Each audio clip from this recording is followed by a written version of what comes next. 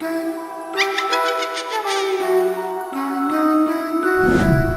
सहेली और काला गुलाब का रहस्य। मुस्कान, अहाना, बिरजू तीनों बचपन के बहुत ही अच्छे दोस्त थे। अगले हफ्ते ही मुस्कान की शादी उसके बचपन के दोस्त बिरजू से होने जा रही थी। मुस्कान बहुत खुश थी। अहाना भी दोनों को खुश देखकर बहुत खुश थी। ऐसे ही दिन बीत रहे थे। एक दिन अहाना मुस्कान को फूलों के बाग में मिलने बुलाती है, लेकिन वो खुद वहाँ नहीं आती। मुस्कान अपनी सहेली अहाना को ढूंढ रही होती है। अहाना, अहाना, कहाँ हो तुम? अहाना, कहाँ हो? अच्छा, समझ गई, तुम मेरे साथ छुपम छुपाई का खेल खेल रही हो। लेकिन मैं भी ऐसे हार नहीं मानने वाली हूँ। मैं तुम्हें हर हाल में ढूंढ कर रहूंगी। समझ गई, तुम उस तालाब के पीछे छुपी हो ना, है ना? अरे, ये तो यहाँ भी नहीं है, कहाँ चली गई? अहाना।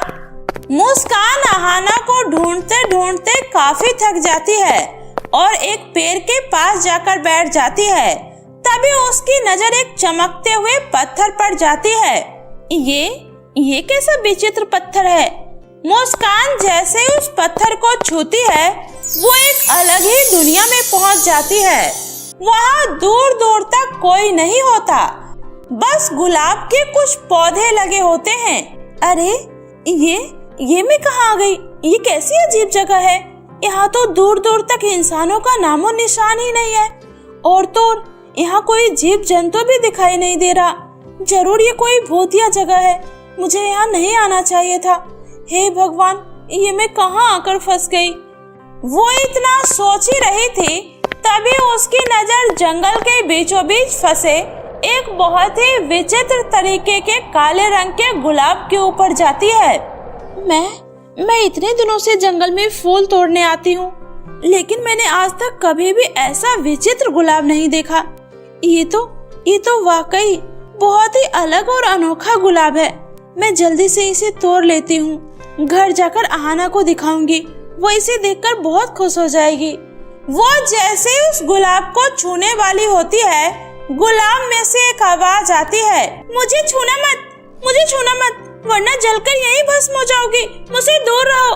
अरे, ये कैसा गुलाब है? ये तो इंसानों की तरह बोल रहा है। तुम कौन हो? और तुम गुलाब के अंदर से कैसे बोल सकती हो? मैं परी लोक की फूल परी हूँ। मैं यहाँ पृथ्वी पर घूमने आई थी। तभी काली डायन की नजर मुझ पर चली गई और उसने मुझे धोखे से इस वीरान जगह पर काले गुलाब में कैद कर दिया।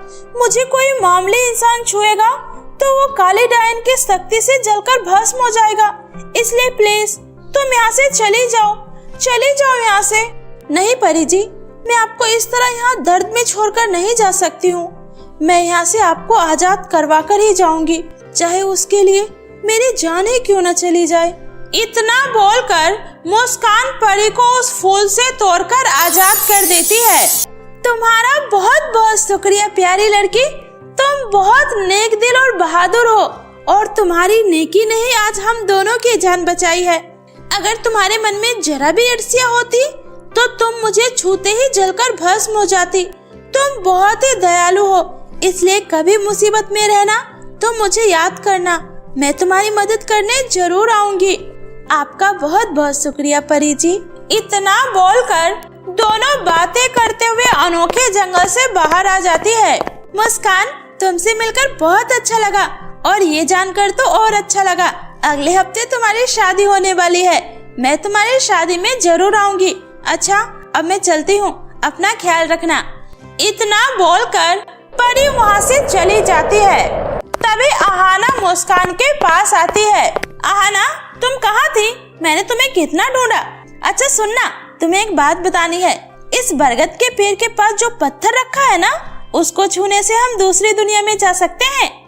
क्या सच में दूसरी दुनिया भी होती है? हाँ, होती है ना। मैं अभी वहीं से आ रही हूँ। अगर ऐसी बात है तो तुम मुझे वहाँ लेकर चलो। मैं तभी मानूंगी कि दूसरी दुनिया होती है। नहीं अहाना, वो जगह बहुत खतरनाक है। कहते हैं वो किसी काली डायन की बनाई दुनिया है, जहाँ डायन अपने किए पाप छुपाती है। प्लीज मुस्कान, चलना, पक्का मैं कुछ नहीं करूँगी, बस देखकर आ जाऊंगी, प्लीज। अहाना के बार बार जिद करने पर मुस्कान मान जाती है और फिर दोनों सहेली उसी पत्थर को छूकर दूसरी दुनिया में पहुंच जाती है। अहाना, पता नहीं क्यों मुझे ये जगह बहुत डरावनी लग रही है, प्लीज चलते हैं ना यहाँ से। कैसी बात कर रही है मुस्कान, ये कितनी खूबसूरत जगह है, वो उधर देख, वो फूल कितना सुंदर लग रहा है। वैसे भी तुम्हें अब इन सब चीजों की आदत पड़ने ही वाली है, फिर तो इतना क्यों डर रही है। इतना बोलकर अहाना अपने साथ लाए शमशान के राख को मुस्कान के ऊपर छिड़क देती है। फिर मुस्कान देखते ही देखते एक काले गुलाब में बदल जाती है। तभी अहाना हंसते हुए कहती है मेरी प्यारी सहेली, मैं तो कब से तुम्हें इस जगह लेकर आना चाह रही थी, लेकिन मौका ही नहीं मिल रहा था। आज तो खुद ही अपने पैरों से चलकर अपनी जिंदगी दांव पर लगाने आ गई। बहुत शौक है ना तुझे मेरी खुशियाँ छीनने का। अब देख, मैं तुझसे तेरा सब कुछ छीन लूंगी। बचपन से आज तक तूने हर जगह मेरा क्रेडिट खाया है, मैं चुप रही। मेरी हर चीज पर तूने अपना हक जताया, मैं फिर भी चुप रही। लेकिन तूने मुझसे मेरा बचपन का प्यार बिरजू को छीन लिया।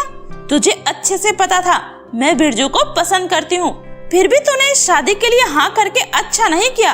बिरजू सिर्फ मेरा है, सिर्फ मेरा, समझ गई। अहाना के दिल में बरसों से पल रही जलन आज ज्वालामुखी का रूप ले चुकी थी। वो ईर्ष्या में इतनी अंधी हो गई थी कि उसे कुछ भी दिखाई नहीं दे रहा था।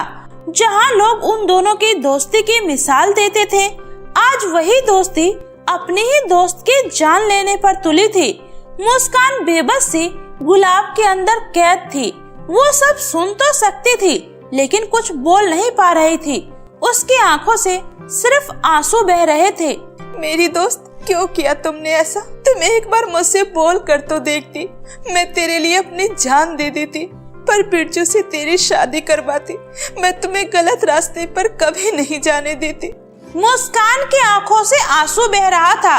वही अहाना हंसते हुए वहाँ से चली जाती है। थोड़ी देर में मुस्कान की माँ मुस्कान को ढूंढते ढूंढते अहाना के घर आती है। अहाना बेटा, मुस्कान कहाँ है?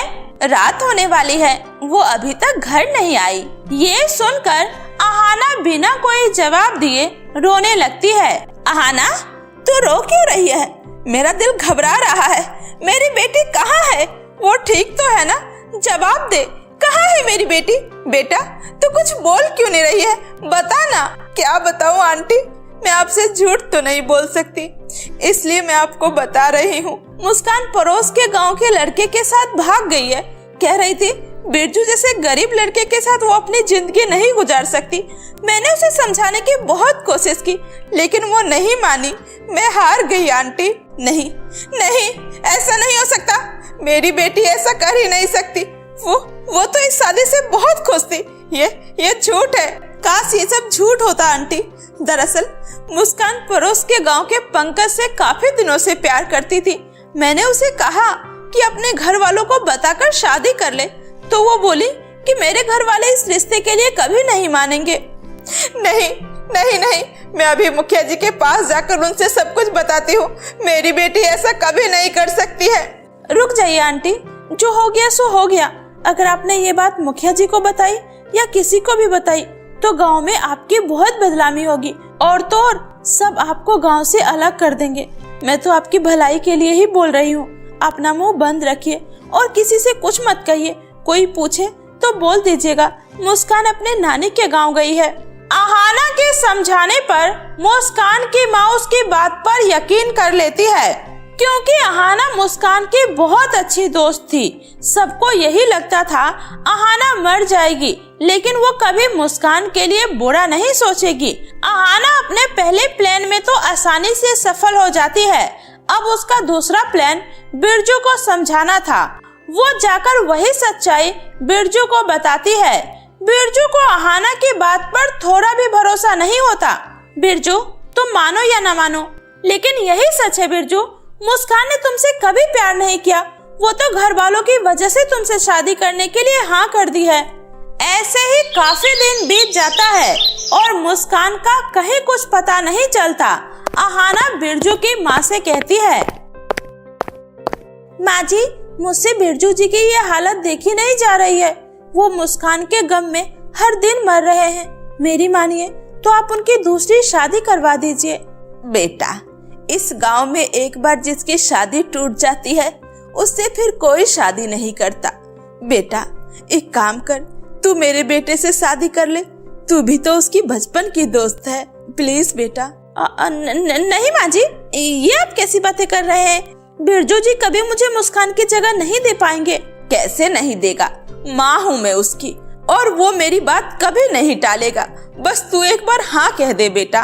इसी तरह चालाकी से अहाना यहाँ भी अपनी बाजी जीत जाती है और फिर बिरजू शादी के लिए मान जाता है और फिर शादी वाला दिन भी आ जाता है। तभी बिरजू सबके सामने कहता है, आज मेरा बरसों का सपना पूरा होने जा रहा है। आज मैं अपने प्यार यानी कि मुस्कान से शादी करने जा रहा हूँ। बिरजू, तुम ये क्या कह रहे हो? मैं मुस्कान नहीं, अहाना हूँ। हाँ, तुम अहाना ही रहोगी।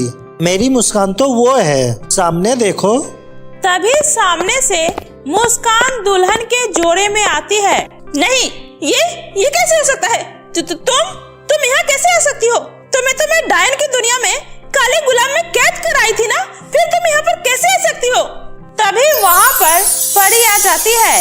अहाना, बुराई पर अच्छाई की हमेशा जीत होती है। मुस्कान तो इंसानियत की मिसाल है।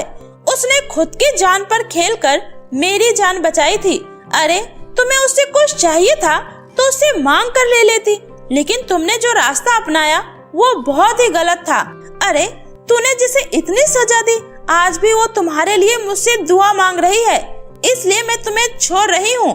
अहाना का सर अब शर्म से झुक गया था। अहाना, मेरी दोस्त, जाओ, मैंने तुम्हें माफ कर दिया, लेकिन आज के बाद तुम कभी मुझे अपनी शकल मत दिखाना। चली जाओ यहाँ से। ये सुनकर अहाना चुपचाप अपना सर झुकाए वहाँ से मुंह छुपाकर चली जाती है और फिर मुस्कान बिरजू से शादी करके खुशी खुशी रहने लगती है।